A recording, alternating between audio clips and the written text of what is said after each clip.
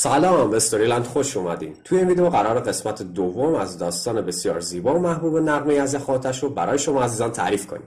قسمت قبلی این مجموعه رو میتونید از طریق لینک بالای ویدیو تماشا کنید. اگه از ویدیو ما راضی هستید حتما کانال ما رو سابسکرایب کنید و دکمه زنگوله هم بزنید تا از بقیه ویدیو ما آگاه شید.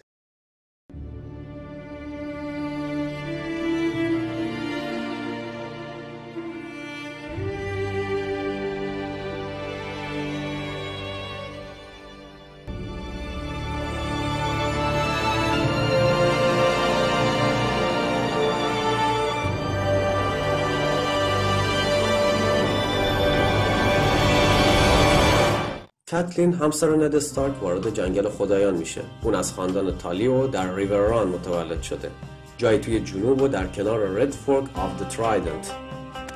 خیلی ممنون که تا آخر ویدیو همراه ما بودید. اگه ویدیو رو دوست داشتید حتما لایکش کنید و نظرات خودتون رو برای ما ارسال کنید. تا ویدیوی بعدی، خدا نگهدار.